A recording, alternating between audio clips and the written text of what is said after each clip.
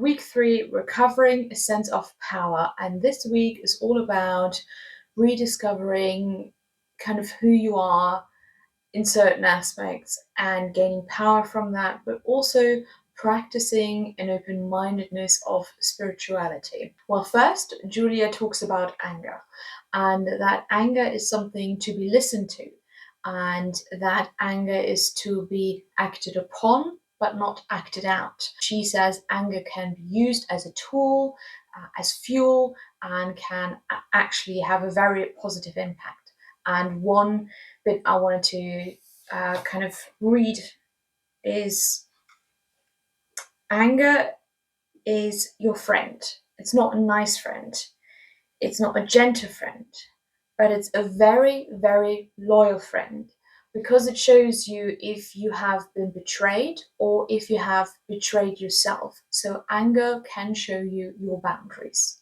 After that, Julia talks about synchronicities, and that once you kind of start going on your artist journey, you will see a couple more synchronicities. You will become more aware of them, they will start happening, and to pay attention to them.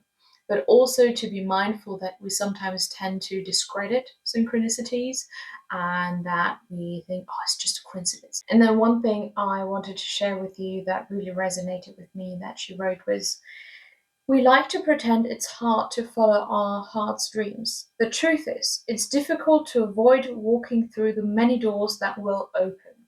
So once you are on the right path, things will start and synchronicities will start to come in. After that, she writes about shame. It can be really delicate to start, because we can ask ourselves, okay, well, I've written this piece, or I've painted this painting, and you expose bits of yourself, who you really are, and that can be really scary. So you think, well, if I expose this about myself, what will they think of me? So being really feeling that kind of shame of your true self, and that can come up. And then she also talks about that shame can come in when you want to complete a project. So you start a project, it's going really, really well, but then towards the end of it, something happens. And here she writes, it seems that the work mysteriously is drained of merit. It's no longer worth the trouble. Now, this is where it gets interesting, because next up she talks about criticism, and how that criticism, that you might fear, that shame brings up, how that will affect you, and how to listen to criticism, and which criticism to take and which maybe to leave. And she talks about that helpful criticism, useful criticism, will leave you with a feeling of having puzzle pieces that you need to fix, that you need to solve on your project. But useless criticism will leave you more like on the floor, completely distraught. And that is where you can kind of feel the difference. And she gave a couple of rules for the road of how to listen and how to deal with criticism. And I really like the last one, which is number 9, and that is, do it.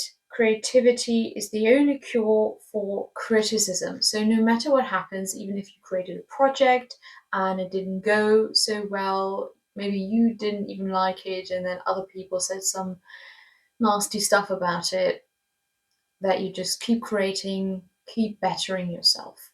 And that is the only cure for criticism, and that's the only way to move forward. Following that, she talks about detective work and doing certain exercises. Basically, growing up and moving through life, we might have had talents or things we really enjoyed doing, but then things happened and we were talked out of them, or maybe shamed out of them. And she talks about doing a bit of detective work and rediscovering what we really enjoy. And that might be really small and subtle things, but they make a difference. Those are parts of ourselves that want to be expressed, that want to be lived, or at least, if anything, want to be acknowledged. And she wrote down 20 kind of phrases, and she says, just finish these phrases. And it was a really interesting exercise for me, and I really loved the last one, which was my favorite way to dress is. And the first thing that came to my mind was princess dresses, not like, the Cinderella Disney kind of princess dress, but more like a fairy princess dress, if that kind of makes sense. But that was really interesting because I know I like them, but I never thought of like I would love to dress more in them because, of course, in my day to day, I don't really have the opportunity to. That was really interesting and eye opening exercise. And she also says that don't be surprised if strong emotions come up. Then, last but not least, she talks about growth and that you need to be mindful of growth can mean that you go 2 steps forward and 1 step back. Also, to understand that you might have days or a week which is full of ideas and you work a lot on that, but then that is followed by a time where you don't feel as energized and you maybe need to rest and not to judge yourself that you need to rest. And it was really interesting because, of course, I read this chapter last week and then went through all of the exercises. And last weekend and on Monday, I had like 3 days where I worked a lot on my creative project, and it felt so easy. I felt so inspired. I just couldn't stop working on it. And then the rest of the week, I felt like my energy was just like drained and there wasn't as much. And I was kind of judging myself, but then I need to keep reminding myself how she talks about growth. So it was wonderful that the thing she talked about in this chapter was the exact same thing I was going through in this week. And that was really, really helpful to have something to come back to and remind myself of. All right, now to the tasks and the morning pages and the artist date. So I did an artist date. The weather has not been as great, so I decided to do one at home. I did watercolor painting, which I haven't done in a while, and I felt a bit of resistance, but I did it for an hour. And as soon as I started, I could feel myself calming down. So it felt very nourishing. It was wonderful. I put like some music on, just like instrumentals, and it was really, really lovely. Also, the really interesting thing was I saw an interview with her, and she talked about that most people don't have as many issues with the morning pages because it's something that you do every morning. You know how to work, you know how to show up, and because you have all these, you're just used to working hard in some ways. So, knowing, okay, I have these 3 pages to write down, that's easy, I can do that. But then having an artist state where you basically play and are supposed to, just give yourself some rest or have some enjoyment in doing something like painting, even if that doesn't go anywhere. It's just, playing, basically. That most people feel more resistance and that they think, oh, I can just like, put the artist date off, maybe do it next week or something like that. And when I saw that interview, I hadn't done my artist date and I felt a bit called out. I was like, okay, well, I really need to do that. And yeah, that was a good reminder to also keep doing that. And of course, the morning pages, I have done them every single day, almost every single morning, sometimes midday, sometimes, other things happen in between, so I had to do it a bit later.